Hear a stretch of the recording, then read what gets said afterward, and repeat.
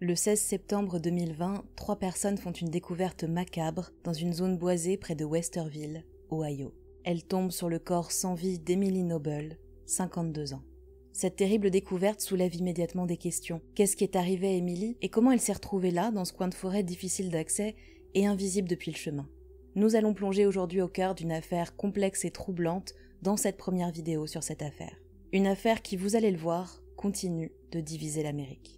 Mais avant de rentrer dans les détails de cette histoire, je me permets de vous rappeler que si vous appréciez ce type de contenu, eh bien vous pouvez liker la vidéo, la commenter ou vous abonner à ma chaîne. C'est gratuit et moi ça m'aide énormément à me faire connaître, donc c'est important puisque ça peut me permettre de faire encore plus de vidéos comme celle-ci. Je vous remercie d'avance pour votre soutien. On va maintenant pouvoir commencer et pour comprendre ce qui est arrivé à Emily, on va devoir remonter le temps. Parce qu'avant que son corps ne soit retrouvé sans vie dans cette forêt, Emily Noble était portée disparue depuis 4 mois. Préparez-vous à vivre des émotions fortes avec cette histoire où rien n'est ce qu'il paraît, ou peut-être que si. Et quand vous êtes prêts, c'est parti, on y va, générique. Please raise your right hand. Do you solemnly swear or affirm to tell the truth, the whole truth, and nothing but the truth in this matter here today?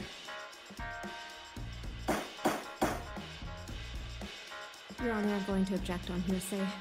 That's basic law. Telling me I'm a suspect in the murder of my wife and my child? Juror badge number 18, are these your true and correct verdict?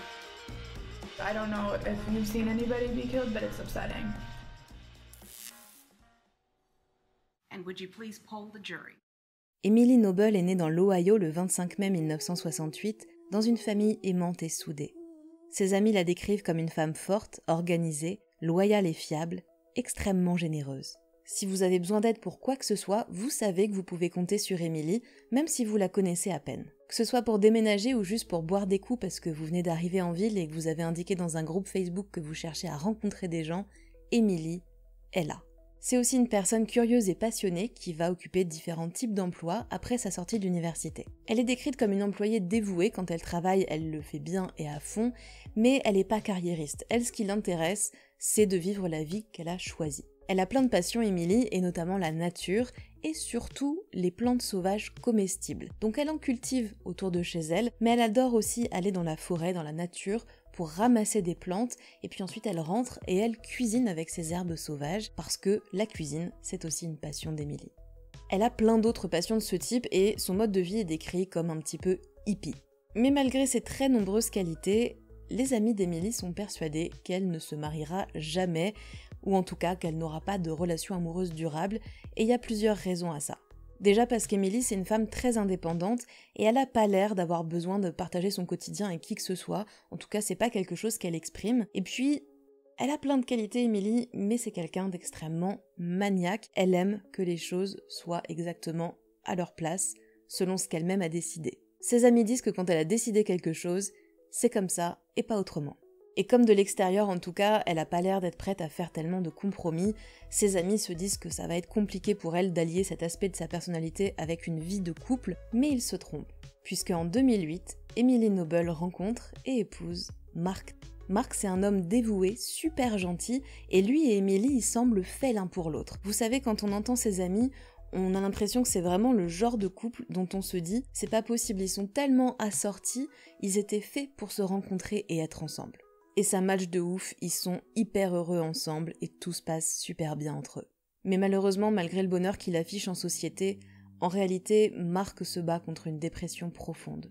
Et un jour de 2011, malgré tout l'amour et tout le soutien que lui apporte sa femme, Mark saute la vie avec son arme à feu, après s'être éloigné de la maison et avoir appelé le 911 pour les prévenir et s'assurer que ce serait pas sa femme qui trouverait son corps.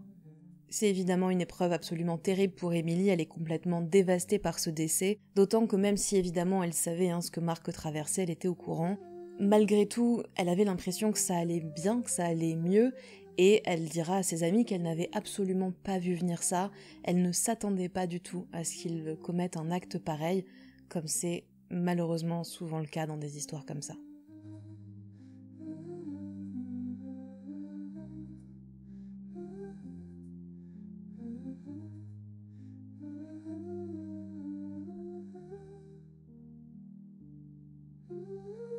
Et comme vous allez le voir, la vie d'Emily va être marquée par des drames. En 2016, c'est sa mère qui perd prématurément la vie.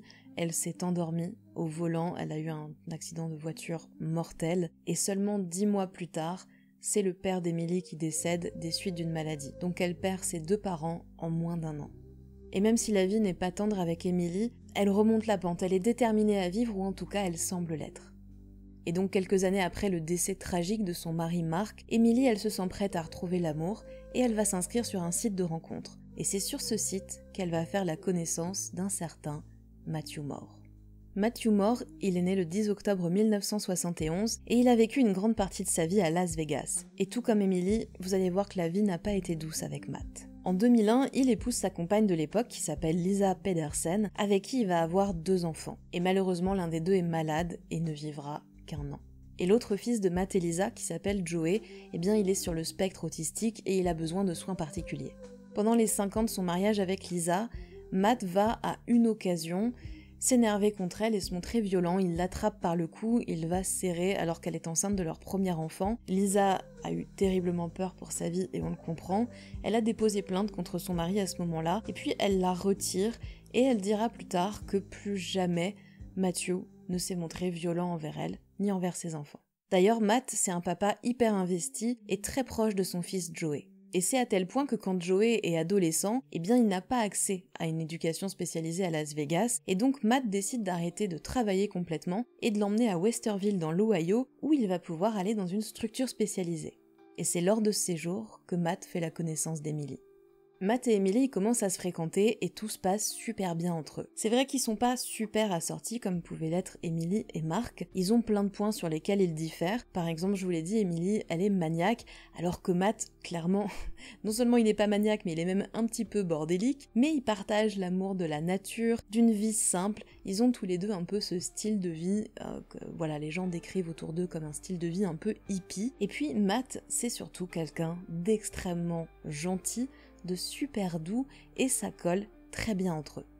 Sauf qu'au bout de 4 mois, eh bien Matt a des problèmes financiers, il ne peut plus rester en Ohio puisqu'il n'a plus les moyens de payer les soins pour son fils, donc il doit trouver un travail, il n'a pas d'opportunité à Westerville et donc il doit retourner à Las Vegas. C'est dommage parce que ça se passait super bien avec Emily, mais bon, il faut bien qu'il bosse, Matt, il faut qu'il mange, et puis ça fait que quelques mois qu'ils sont ensemble finalement, donc évidemment il retourne à Las Vegas. Et sur ce point de leur histoire, eh bien les avis des amis d'Emily diffèrent. Il y en a certains qui vont dire qu'Emily et Matt ont toujours conservé un contact, ils continuaient à s'écrire de temps en temps même s'ils n'étaient plus ensemble, et d'autres vont dire que pas du tout. Matt l'a ghosté, il a complètement arrêté de lui donner des nouvelles du jour au lendemain, et ils sont pas très contents de la façon dont les choses se sont passées parce qu'ils estiment que en vrai du travail à Westerville il y en a, c'est peut-être moins facile qu'à Vegas, mais que par amour pour elle, pour la chouette femme qu'elle est, eh bien il aurait dû trouver une solution et rester à Westerville. Et ceux qui ont ce point de vue-là sur Matt, eh bien ils ne vont jamais lui pardonner ce moment de son histoire avec Emily, parce qu'il y a un truc sur lequel absolument tout le monde est d'accord, c'est que ce départ, ça a complètement dévasté Emily, ça lui a brisé le cœur. Ce qui est sûr dans tous les cas, c'est qu'au bout d'un moment, Matt et Emily vont renouer, ils s'aiment toujours, oui leur relation elle était récente mais ça se passait quand même super bien, c'est un peu dommage et ils vont décider de se redonner une chance. Matt décide donc de déménager, il revient à Westerville et il vient pas tout seul, il emmène avec lui son fils Joey. Emily, elle adore complètement Joey, il est hyper important pour elle et elle a à cœur d'être très présente pour lui de la meilleure façon possible, sans pour autant évidemment remplacer sa mère qui est toujours vivante, je sais pas pourquoi elle est pas hyper présente, mais en tout cas elle est toujours là et il n'est pas question pour Emily de prendre la place de qui que ce soit. Assez rapidement, Matt et Emily vont se marier pour que Matt et Joey puissent être sur l'assurance santé d'Emily, de façon à ce que les soins pour Joey soient pris en charge.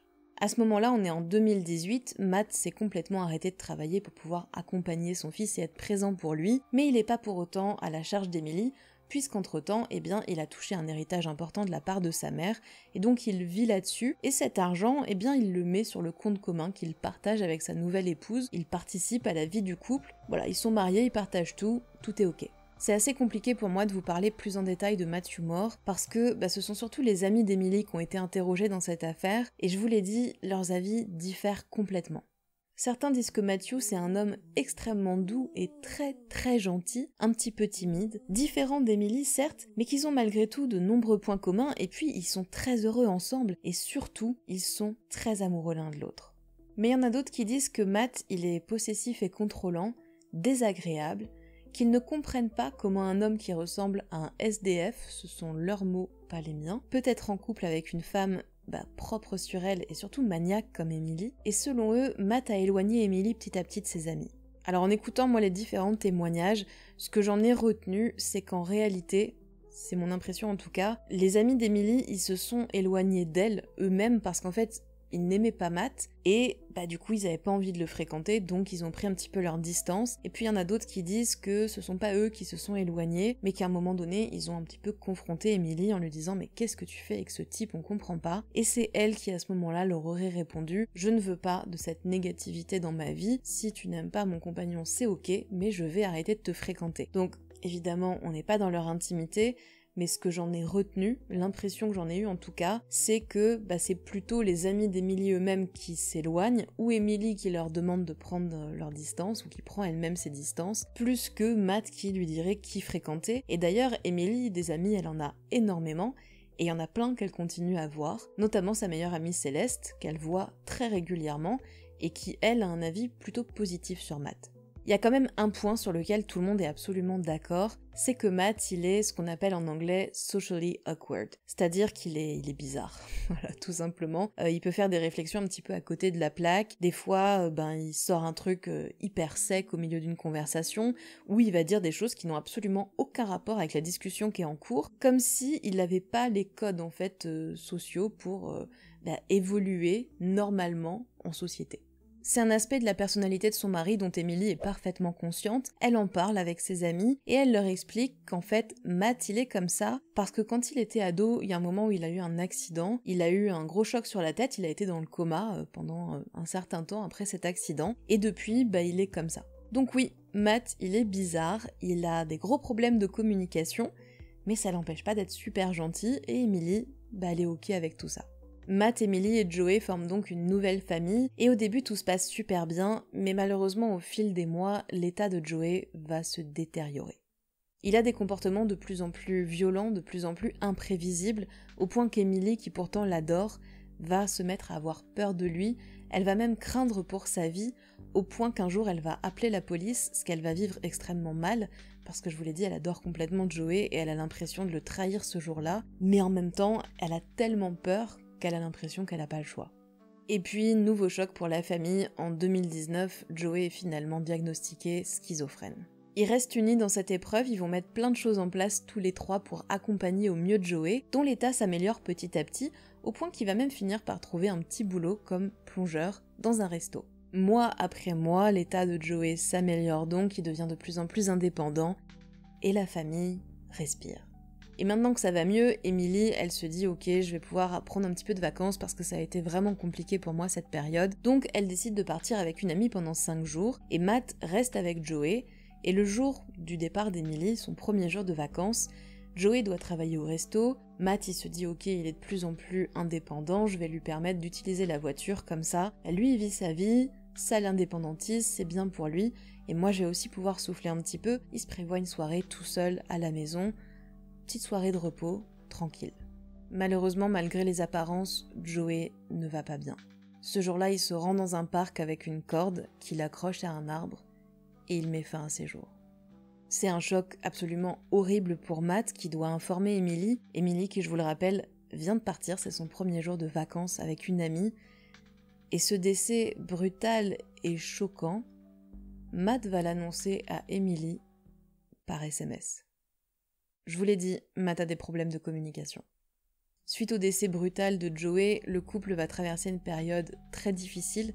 Ils sont tous les deux extrêmement déprimés et ils ont du mal à se soutenir dans cette épreuve parce qu'ils la gèrent de manière complètement différente. Emily de son côté, elle sent bien qu'elle a besoin d'un temps de repos. Elle peut pas continuer à bosser donc elle va se mettre en arrêt pendant plusieurs mois et puis au bout d'un moment elle reprendra le travail en mi-temps thérapeutique avant de revenir à son plein temps et pendant toute cette période, elle va se faire aider, accompagner par un thérapeute. Mais de son côté, Matt, il se renferme complètement sur lui, il ne sort plus de la maison, il ne fait plus rien, à part boire toute la journée, il ne fait que ça.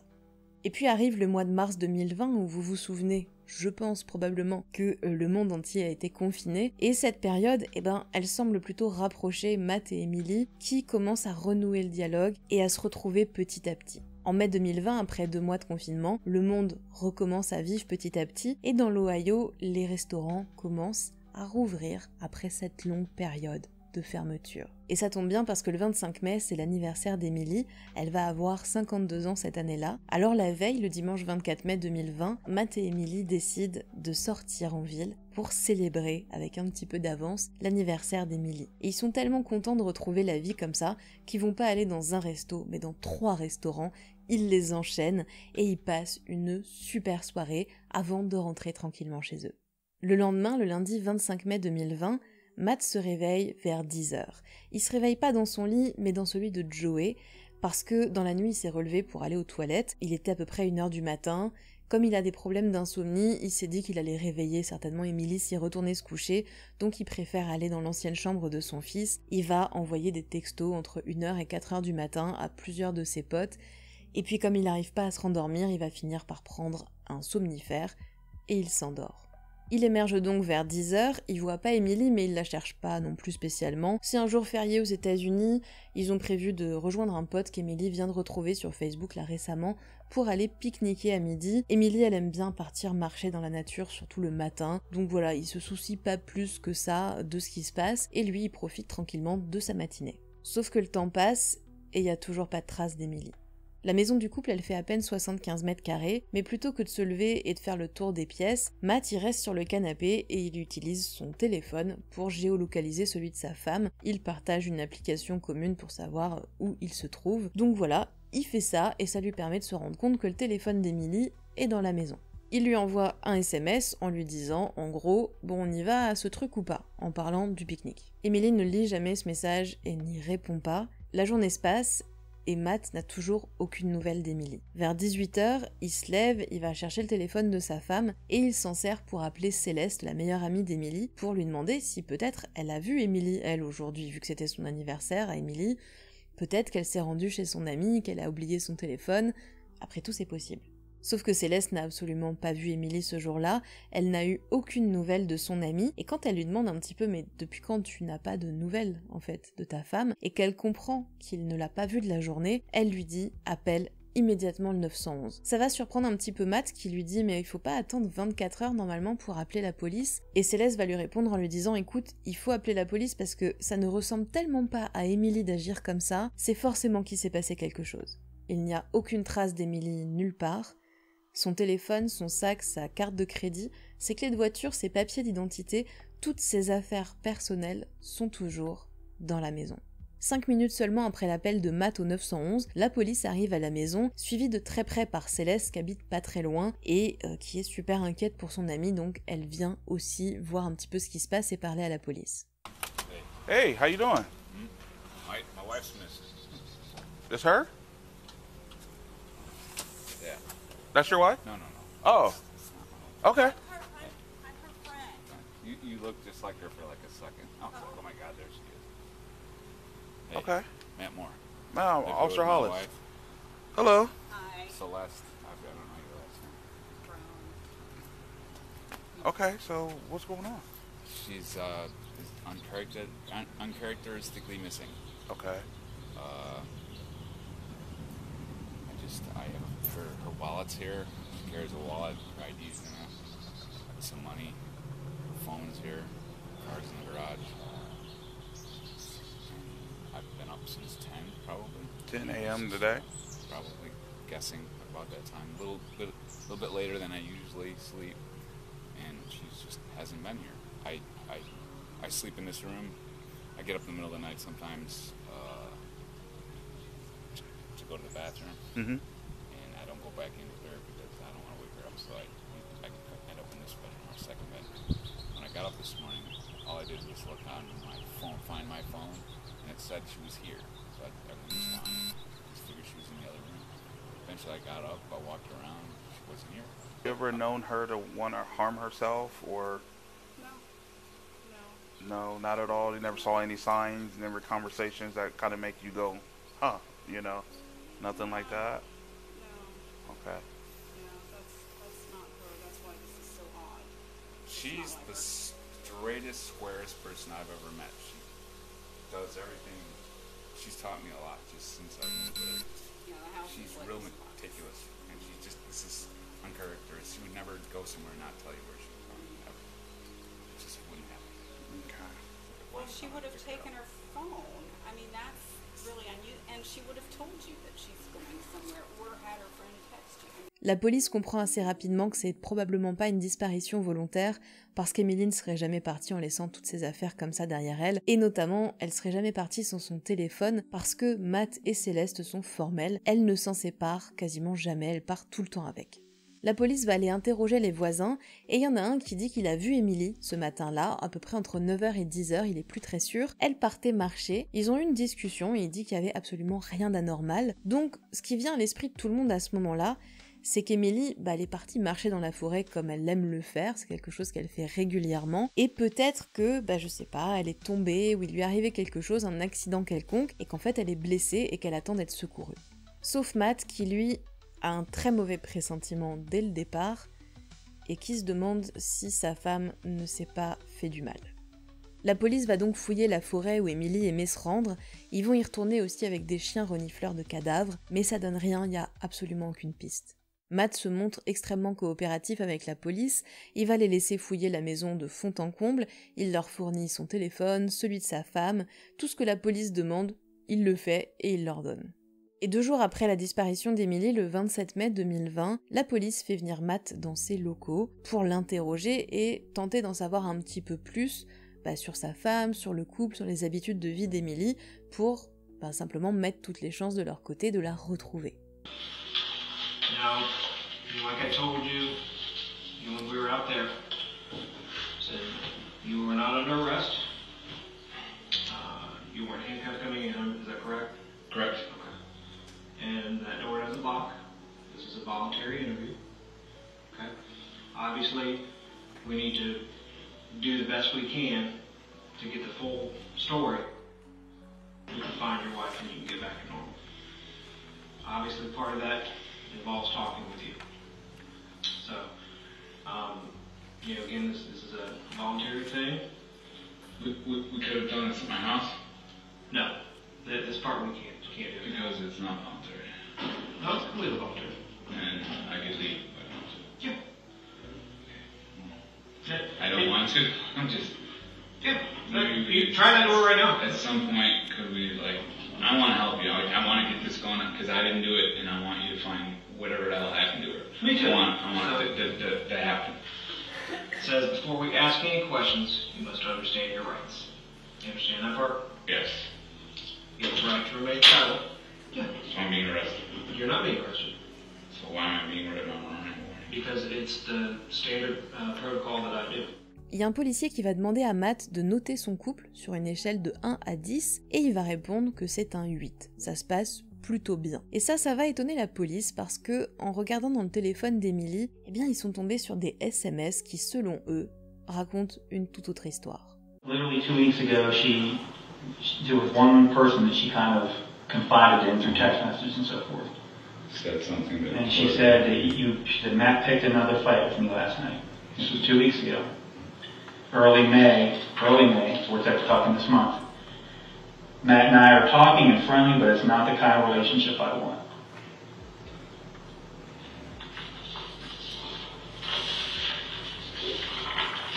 In April, a month ago, please don't talk about Matt and I in love. She said, same day, he hasn't been the same since Joey, which I understand. That's not a criticism. I completely get that. And at the same time, she said, I think Matt is mentally ill. And then same day, we aren't talking. And she said, I don't want to talk about him. I'd rather focus on the future. By the way, Matt got really drunk last night and said some things I don't think he can take back. I'm fine. I'm pretty sure we are not going to stay together. And she focused on one thing, But this was a month ago, okay? This is heavy. Matt picked a fight with me yesterday and said some awful things. I'm not wearing my wedding ring. After my son died, there was tension, stress. she dealt with it differently than I did, and so there's things that were said back and forth. But this whole Corona thing really, we became really super. She's like, and then we need each other. Let's do this thing, guys. I did not hurt my wife. I did not hurt her. I loved her. Il y a deux choses extrêmement bizarres dans cet interrogatoire que peut-être vous avez déjà remarqué. La première, c'est que au début, la police lit ses droits Miranda à Matt. Alors ils lui disent qu'il n'est absolument pas en état d'arrestation et qu'il peut partir quand il veut, que c'est juste la procédure standard. Normalement, même si il peut y avoir des exceptions, mais normalement quand même, quand la police lit ses droits Miranda à quelqu'un, c'est qu'il s'apprête à le mettre en examen. Donc c'est extrêmement bizarre que la police lui lise ses droits comme ça si vraiment il est pas du tout suspect. Et d'ailleurs, je trouve que dans la façon qu'a la police de traiter Matt, pour moi, quand je vois cet interrogatoire, je me dis que c'est une évidence qu'à ce moment-là, la police le traite comme un suspect. Et l'autre chose bizarre qui va conforter la police dans sa théorie, c'est qu'on est seulement 2 jours après la disparition d'Emily, et pourtant, Matt parle d'elle au passé. Et à partir de là, les soupçons qui vont peser sur Matt vont s'accentuer de plus en plus. Le voisin qui avait dit qu'il avait vu Emily le matin du 25 va se rétracter, ce qui va pas du tout aider le cas de Matt. Il va pas dire qu'il ne l'a pas vu le 25, il va dire écoutez, je suis un peu âgé, honnêtement je sais plus si c'était le 24 ou le 25, je pourrais pas vous dire, c'était l'un ou l'autre, mais je sais plus du tout quel jour c'était. Je vous l'ai dit aussi à certains des amis d'Emily qui considèrent Matt comme étant pas quelqu'un de bien, comme étant un homme possessif, contrôlant, et assez rapidement, ces amis-là, ils vont soupçonner Matt d'être responsable de la disparition de leur ami, et ils vont évidemment faire part à la police. Et puis, il y a des battues qui vont être organisées pour tenter de retrouver Emily. Il y a des gens qui ne connaissaient pas Emily Noble qui participent à ces battues, mais pas son mari. Matt ne se rendra jamais physiquement à la recherche de sa femme. Il fait pas rien pour autant, il va quand même distribuer des flyers, il ouvre un groupe Facebook dédié à la recherche de sa femme, et puis en juin 2020, il va accepter de participer à un podcast qui s'appelle The Vanished, qui est un podcast de true crime américain, qui se centre sur des personnes disparues pour mettre un petit peu leurs histoires en avant et aider si possible à les retrouver. L'équipe de The Vanished va interroger les amis d'Emily, ils vont retracer sa vie, l'histoire de sa disparition, donner le maximum d'informations pour qu'on puisse comprendre cette histoire et peut-être avoir des indices pour la retrouver. Et ils vont donc aussi interroger Matt, et la façon dont il parle de sa femme, c'est très bizarre. We asked him if he could describe Emily to us. This is what he said. I never saw her get on a scale. She's very small. She's like 100 pounds. Great legs, great arms. Si vous parlez anglais, je vous invite à écouter cet épisode de podcast dédié à Emily. Personnellement, j'en suis ressortie en me disant que Matt était coupable. Je sais pas si c'est possible d'en sortir autre chose, franchement, que sa culpabilité. Et c'est pas juste mon ressenti à moi, puisque l'épisode se termine par la narratrice qui pose clairement la question de savoir si Matt pourrait avoir fait du mal à sa femme. Malgré la mobilisation de toute la ville, malgré les recherches qui sont effectuées, les mois passent et il n'y a toujours aucune trace, aucune nouvelle d'Emily Noble. Et puis le 16 septembre 2020, près de 4 mois après sa disparition, son corps est retrouvé dans la forêt. Elle est suspendue par le cou à un arbre à l'aide d'un câble USB. Alors évidemment, vous vous en doutez, sa dépouille elle est restée exposée tout ce temps aux éléments, donc elle est en état de décomposition avancée, mais elle sera identifiée formellement dans les jours et semaines qui suivent, d'abord avec son empreinte dentaire, puis avec un test ADN. Ce qui est hyper étonnant ici, c'est que la police au départ va indiquer que la zone où était le corps d'Emily, ils y sont allés, ils l'ont fouillé, pas une fois, mais 3, dont une avec des chiens. Et ils n'avaient rien trouvé. Et puis dans un second temps, ils vont changer de version et ils vont dire qu'ils se sont trompés, qu'en fait ils n'avaient pas du tout exploré cette zone, en fait ils avaient exploré autour de la zone, mais ils n'étaient pas rentrés dedans, parce que je vous l'ai dit en introduction, c'est une zone qui est difficile d'accès, faut se baisser, passer sous des arbres et tout pour accéder à cet endroit, donc ils vont dire non, nous on est restés vraiment tout autour, on n'était pas rentrés là, les chiens non plus, donc ceci explique cela. Et comme on le verra un petit peu plus tard, cet élément, ce changement de version de la police, ça va avoir de l'importance dans cette affaire. Malgré l'état du corps d'Emily, le légiste parvient à déterminer qu'elle présente des blessures au niveau de la nuque et du nez. Elle a notamment le nez cassé, et ces blessures, selon lui, ne sont pas cohérentes avec une mort auto-infligée, donc, il est formel, c'est un meurtre. Je vous l'ai dit, il y avait déjà des gros soupçons sur Matthew Moore, donc là pour la police c'est une évidence, pour eux c'est très clair ce qui s'est passé en mai 2020, mais il manque de preuves et il va falloir quand même plusieurs mois pour qu'ils arrivent à faire un dossier contre Matt Moore, et c'est finalement en juin 2021, donc plus d'1 an après la disparition de sa femme, que Matthew Moore est arrêté pour meurtre. À ce stade, les preuves contre Matthew Moore, elles sont accablantes même si lui maintient son innocence, et avant même le début du procès, aux yeux du public, c'est très clair, il est coupable. C'est une situation qu'on a vue plus d'une fois et malheureusement, on le voit tellement régulièrement que c'est presque banal et sans surprise, alors que ça devrait continuer à nous choquer. Une femme disparaît, son compagnon déclare sa disparition, pleure devant des caméras, appelle à l'aide dans un podcast, on retrouve parfois un corps, parfois non. Et puis finalement, le conjoint éploré est arrêté pour meurtre. C'est tellement écrit d'avance, on pourrait presque prédire la fin dès les secondes où l'homme appelle les secours. Pourtant, vous allez voir qu'en ce qui concerne Matt Moore, c'est très loin d'être aussi simple. Son procès va apporter un éclairage complètement différent sur cette affaire et faire douter tout le peuple américain. Et à votre tour, vous allez pouvoir comprendre pleinement cette histoire et tenter de vous faire un avis. Matthew Moore a-t-il oui ou non tué sa femme? Est-il réellement coupable? C'est ce qu'on va essayer de déterminer en revivant ensemble son procès. Mais ça, ce sera pour une prochaine vidéo. Baby, you should know you're never safe. When you play these games, you get replaced. Baby, you should know you're never safe.